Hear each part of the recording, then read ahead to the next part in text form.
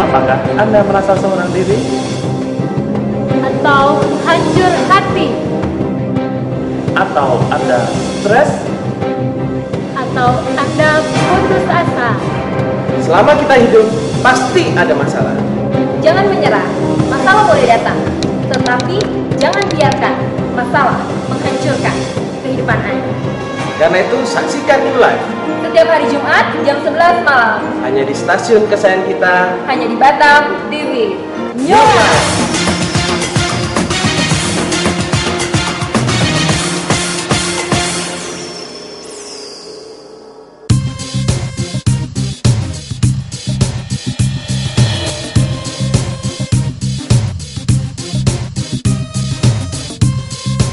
Batam TV, Jembatan Hati.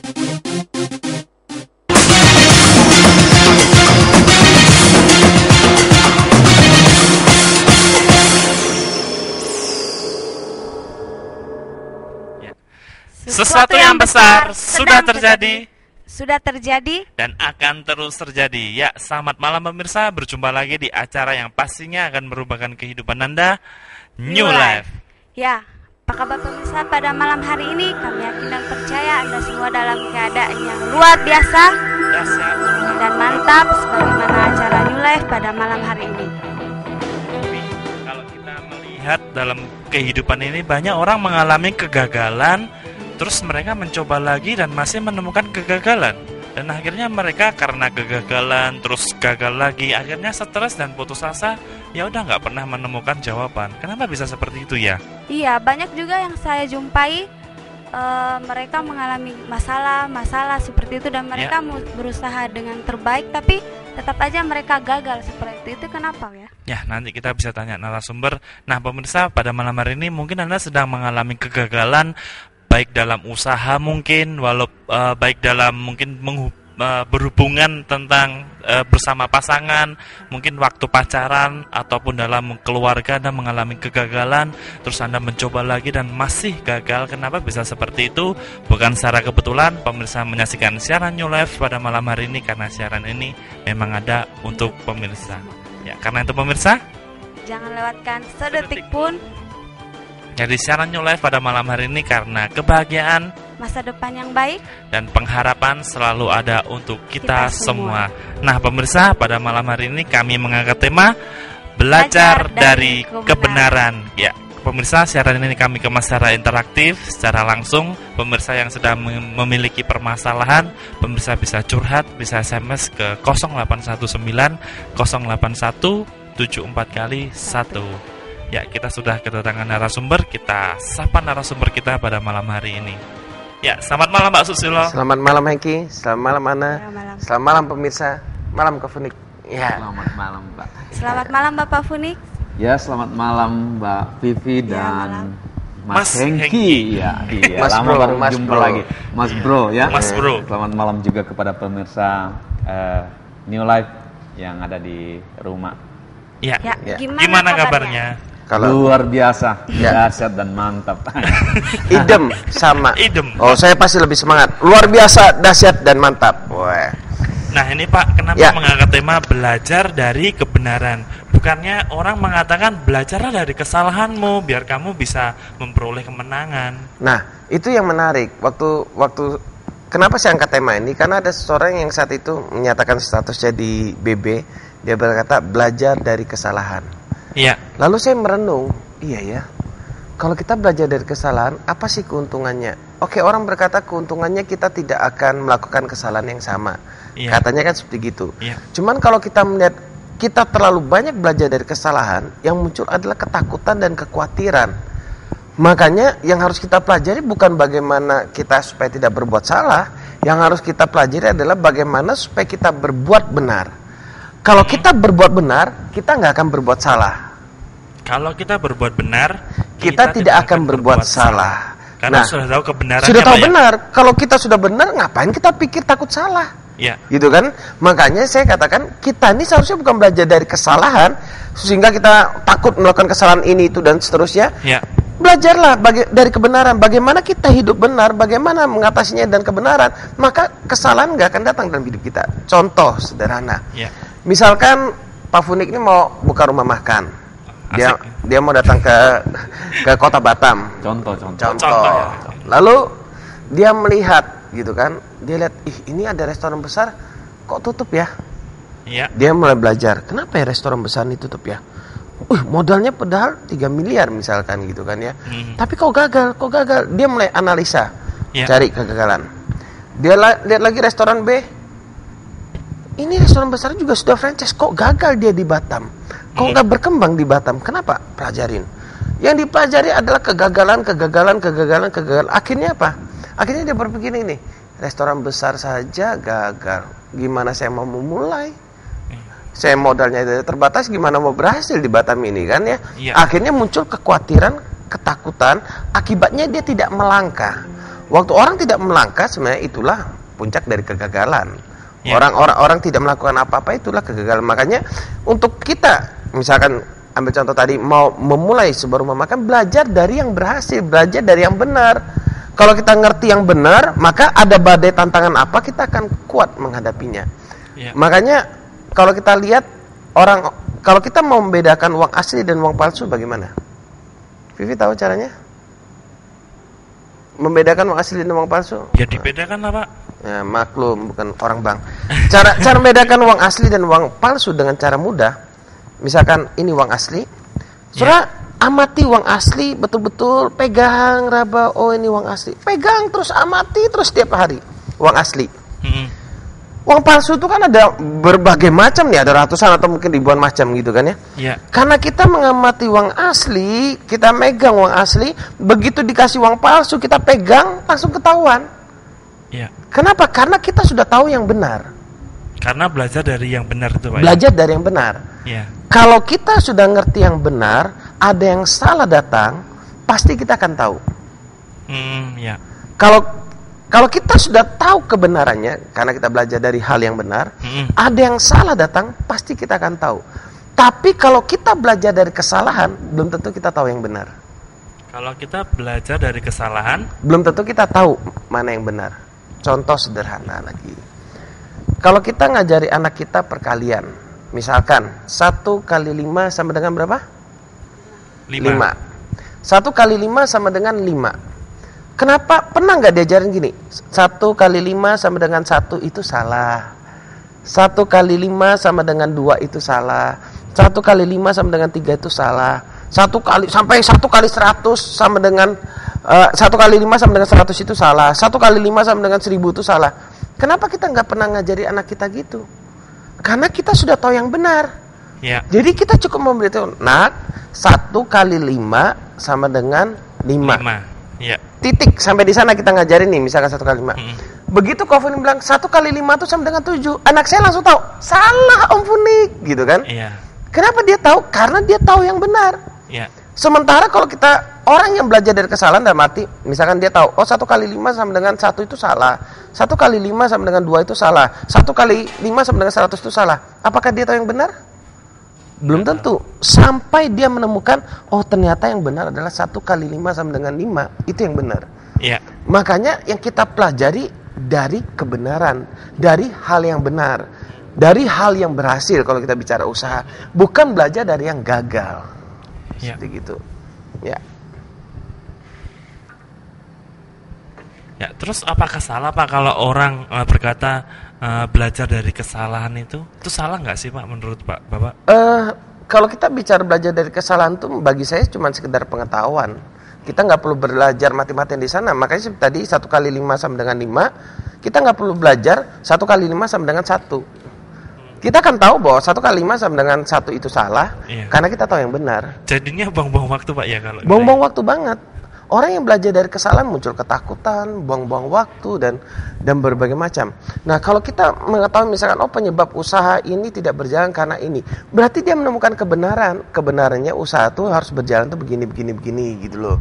Jadi yang kita pelajari adalah kebenarannya.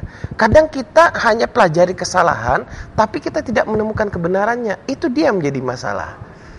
Nah, kalau kita sudah menemukan kebenaran, kita menemukan yang mana yang benar, yang mana yang baik, yang mana yang berhasil, itulah yang seharusnya kita pikirkan. Waktu kita berpikir seperti gitu, maka ada yang salah, kita langsung tahu.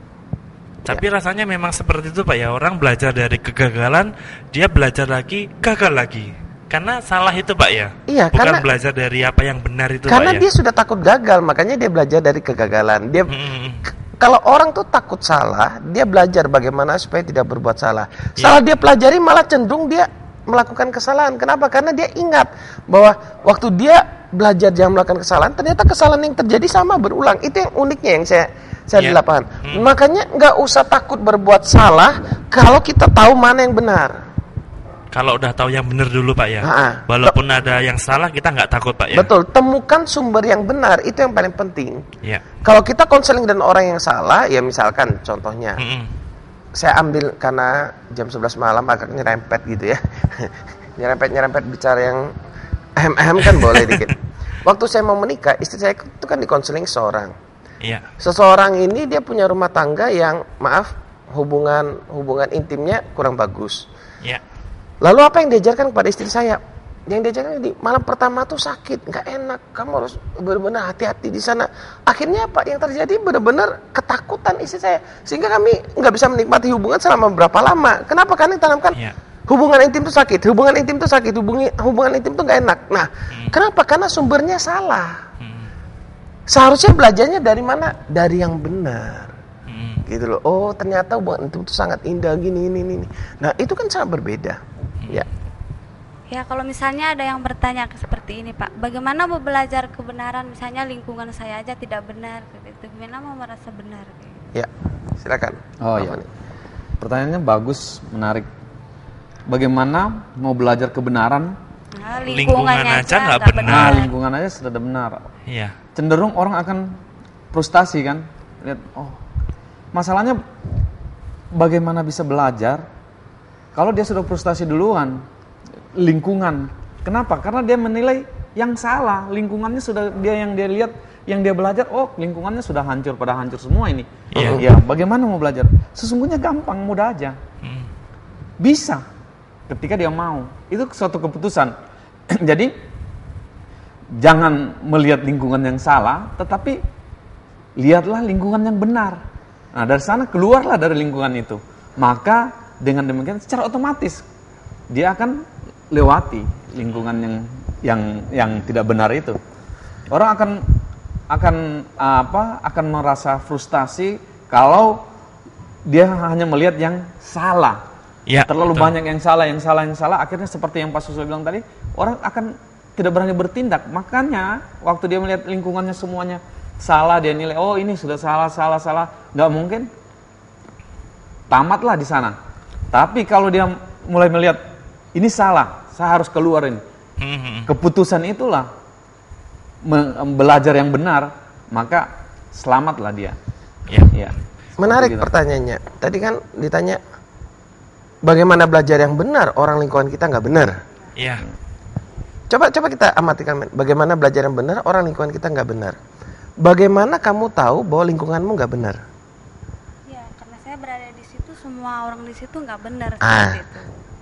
Lingkunganmu nggak benar, kamu berkata lingkungan nggak benar, karena kamu sebenarnya sudah tahu mana yang benar. Iya kan? Makanya bilang lingkungannya nggak benar ya. Karena kita sudah tahu mana yang benar, masalahnya tinggal gini, kita mau hidup benar atau enggak, kan gitu saja.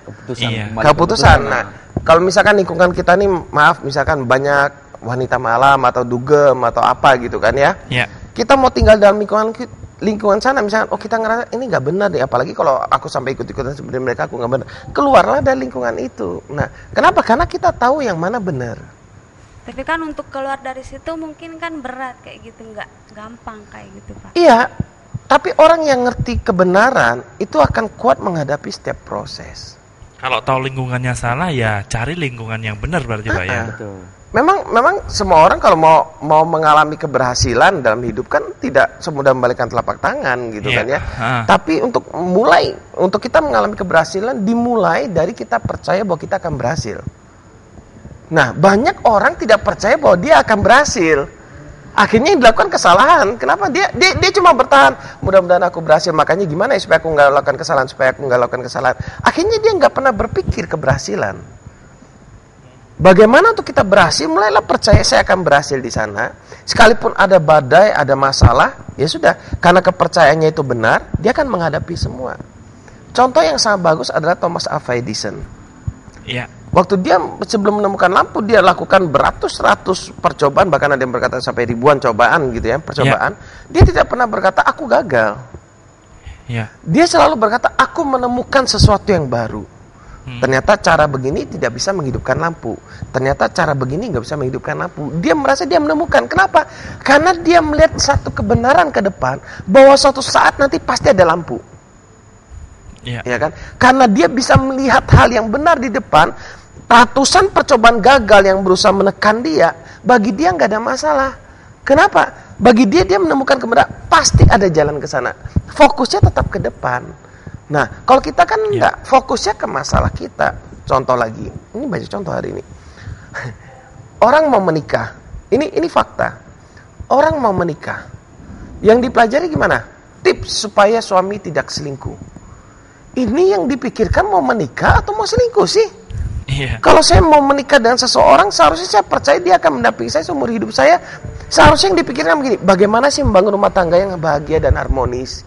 Ini enggak, dia takut suaminya selingkuh, makanya dia negatif thinking dulu juga, makanya dia pelajar negatif. Kenapa? Karena tanpa dia sadari dia percaya bahwa semua laki-laki akan selingkuh. Akhirnya Pak, tindakan dia mengarah menjaga bagaimana laki-laki nggak selingkuh, nggak bisa. Semakin dijaga semakin selingkuh. Kenapa? Semakin kecurigaan itu muncul, reaksi salah itu muncul.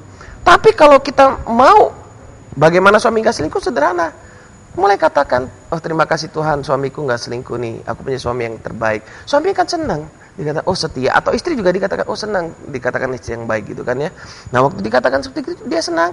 Kita berpikir bagaimana membangun rumah tangga yang harmonis, luangkan waktu bersama, makan bersama, jalan bersama, sharing bersama, mengerti kepribadiannya, mengerti bahasa kasihnya. Bukan berpikir bagaimana supaya nggak selingkuh. Tips supaya suami nggak selingkuh. Setiap pulang kerja, coba dicek HP-nya apakah ada SMS dari wanita lain. Ini kan curiga, bukan tips ini. Tapi kayaknya seolah-olah kayak baik gitu Pak ya.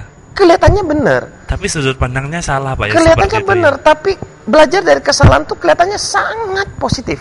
Kenapa? Karena hampir semua orang menganut, hampir banyak sekali orang menganut bahwa belajar dari kesalahan. Makanya hari ini mungkin saya agak berbeda ya. Saya berani mengangkat tema yang sedikit berbeda, belajar dari kebenaran. Kenapa? Karena waktu saya belajar dari kesalahan terus, bahkan saya berjuang supaya tidak berbuat salah, nyatanya saya jatuh dalam kesalahan. Nah, kayaknya banyak orang mengalami seperti itu Pak ya. Saya dulu pecandu pornografi.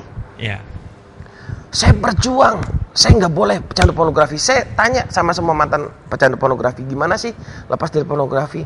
Hapus file porno, CD dibakar, buku-buku dibakar semua. Jangan ada keterikatan gitu-gitu lagi.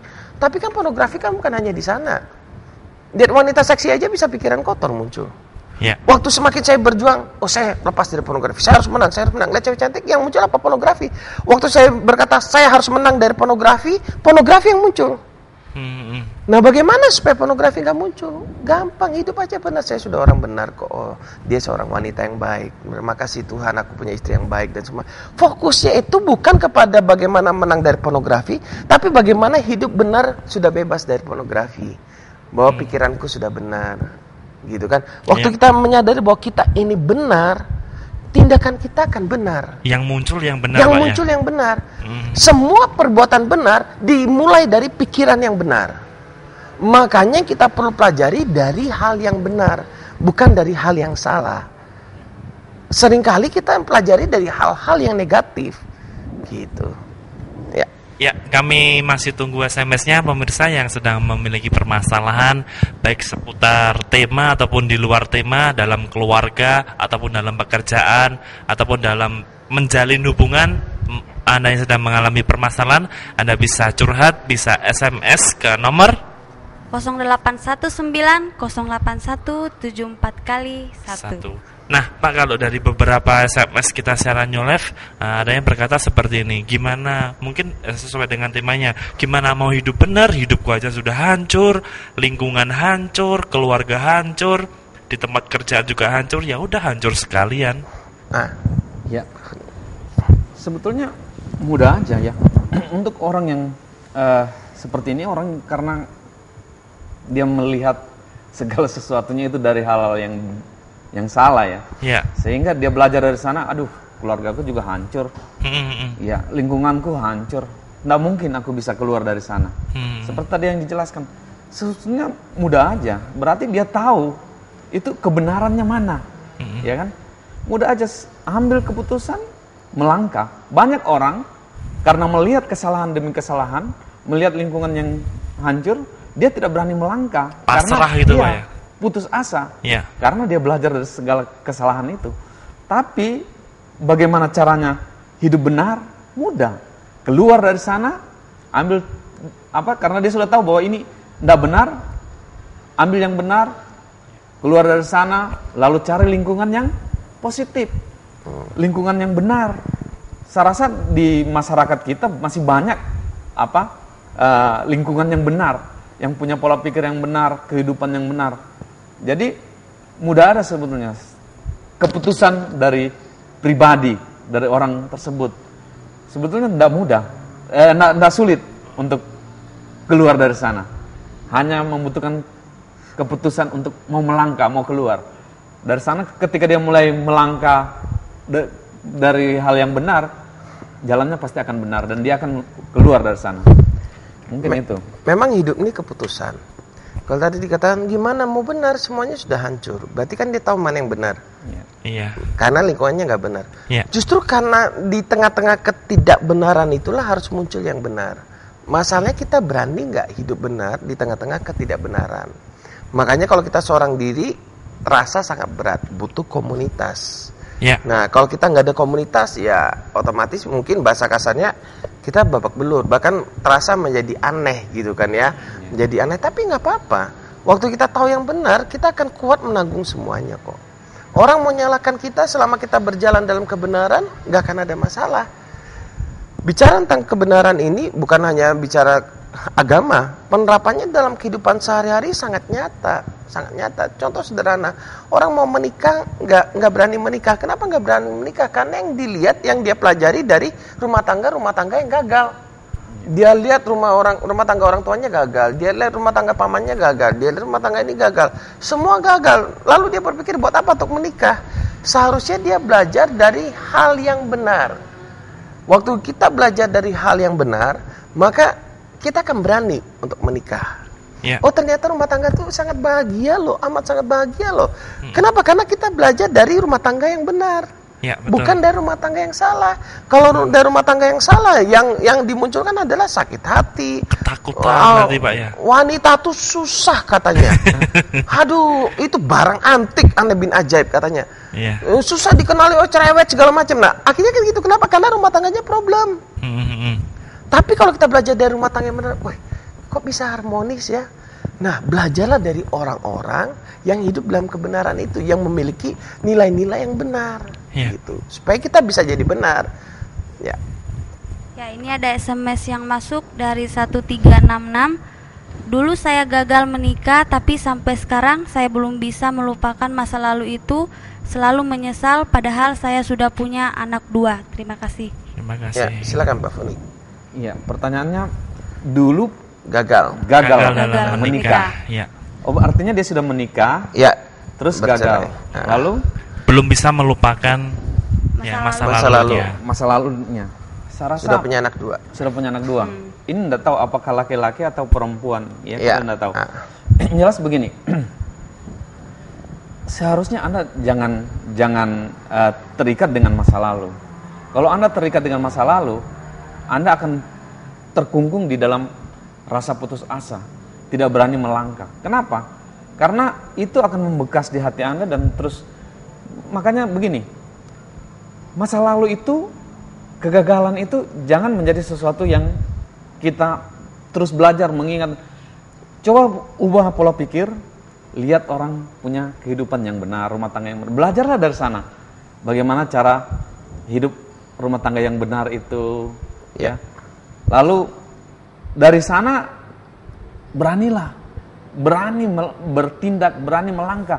Jangan Anda banyak berpikir ini itu, pasti Anda akan terkungkung. Seperti tadi yang dijelaskan bahwa Orang tidak berani ambil keputusan kalau melihat bahwa usaha ini gagal, sementara dia sudah punya dana besar. Ini juga gagal, ini juga gagal. Karena melihat dari kegagalan itu, Anda tidak akan berani, apalagi punya pengalaman pribadi. Saya rasa yang harus Anda rubah pola pikir Anda. Beranilah melangkah keluar dari zona itu. Belajarlah dari kebenaran dan memulailah bahwa tidak semua pengalaman yang pahit yang Anda alami bersama dengan pasangan Anda yang lama, itu akan Anda alami juga pada pasangan yang berikutnya. Jadi belajarlah itu, keluarlah dari sana, melangkah. Saya yakin bahwa tidak semua pengalaman pahit yang Anda alami itu akan Anda alami ketika Anda melangkah di hubungan yang berikutnya. Tapi rasanya memang benar Pak ya, ketika orang belajar dari kesalahan, kegagalan, justru ketakutan Pak ya yang muncul Pak ya. Kecenderungan akan ke arah sana. Makanya misalkan orang gagal menikah, dia mau menikah lagi, yang dia takutkan adalah takut gagal. Iya betul, karena melihat kegagalan yang sudah terjadi. Jadi apa yang dikatakan Bapak Funik, belajarlah dari orang yang punya rumah tangga yang benar, rumah tangga yang bahagia. Bagaimana gitu memupuk cinta dalam rumah tangga, bagaimana bangun rumah tangga yang berhasil, sehingga kegagalan itu tidak menghantui kita. Waktu kita bisa melihat, kita ini kan yang agak susahnya kan kita ngeset pandangan kita dari yang salah ke yang benar. Nah ini, itu dia, termasuk saya. Waktu saya merenungkan ini, saya melihat, kenapa saya ngeliatnya yang salah-salah, dan saya kilas balik, ternyata kesalahan yang saya lakukan karena kebanyakan saya belajar dari kesalahan. Saya takut berbuat salah, sehingga akhirnya saya belajar dari kesalahan. Padahal kalau kita nggak perlu takut berbuat salah, kalau kita tahu mana yang benar. Kalau kita berbuat benar, kita nggak akan berbuat salah. Sama misalkan kegagalan dalam rumah tangga. Kalau kita tahu bagaimana membangun rumah tangga dengan benar, meningkatkan hubungan suami istri, berdoa di sana, ada membangun hubungan, komunikasi dan segala macam, kita tahu mana yang benar, sudahlah, jangan takut gagal, pasti berhasil. Kenapa? Karena kita sedang berjalan dalam kebenaran. Iya, betul Pak. Nah, jadi kalau kita lihat terus kegagalan akan menjadi masalah. Makanya saran saya buat yang kirim SMS, Pak, suatu saat atau Ibu membangun hubungan dengan lawan jenis yang lain, jangan takut, belajar saja dari kebenaran. Gimana sih bangun rumah tangga yang bahagia? Lihatlah keluarga-keluarga yang bahagia. Lihatlah keluarga-keluarga yang memang benar-benar menikmati hidupnya, yang bisa bersyukur sama Tuhan. Kita bisa melihat banget gitu loh. Nah, waktu kita melihat itu, ternyata indah rumah tangga itu. Waktu kita melihat keindahan rumah tangga, kita lupa kegagalan, gitu kan ya? Ya. Ini ada SMS selanjutnya dari 2594. Saya sering gagal dalam mengejar cewek idaman saya. Bagaimana sih jalan keluarnya? Nah ini gimana Pak? Nah ini Pak Funik yang punya pengalaman. Mau menikah, kemudian saya sering gagal dalam mengejar cewek idaman. Nah gimana? Bagaimana sih jalan keluarnya? Iya. Menarik sih. Memang setiap setiap insan itu ingin mengejar sesuatu yang menarik bagi dirinya, ya kan? Iya. Tapi kita jangan mengejar orang bilang bertepuk sebelah tangan. Kita juga lihat situasi kita, kondisi kita. Jangan sampai ada seperti yang pepatah bilang bahwa punduk merindukan bulan, ya kan? Nggak connect dia. Jadi mengejar impian, mengejar pasangan kita itu, kita sesuaikanlah juga dengan kondisi kita. Sebab orang supaya harmonis gitu. Kita seperti saya misalnya pas-pasan muka, pas-pasan kejar orang yang sangat cantik, kan nggak sesuai gitu kan. Ya. Jadi untuk mengejar itu kita harus berpikir realistis lah. Berpikir realistis, lihat pasangan mana yang aslinya saling mencintai. Jangan kita mengejar sementara dia tidak ada respon. Itu sama dengan membuang waktu yang sia-sia. Kejarlah orang yang juga mengejar kita, jadi bisa ketemu, bisa connect gitu. Mungkin itu saja yang bisa saran lah dari saya. Iya, yang pasti kalau masalah jodoh sederhana. Kalau Anda melihat seseorang, Tuhan beri keyakinan, kepercayaan atau bahasa rohaninya ada iman bahwa dia adalah pasangan hidupmu, ya nggak apa-apa. Yakini itu, gitu kan. Sekalipun dia cantik kayak malaikat, nggak apa-apa. Kalau itu memang keyakinan. Tapi masalahnya kan kita nggak yakin, kita cuma lihat bodinya, lihat cantiknya, sudah langsung mau sikat, lagi pingin apa semua. Nah itu yang nggak boleh. apa yang muncul dalam keyakinan yang berasal daripada Tuhan itu pasti akan terjadi. Makanya untuk menemukan pasangan hidup bukan hanya searching, mencari, seneng langsung cari aja, di mana gitu. cewek dilihat, senang sikat, ini dia idamanku, bukan begitu.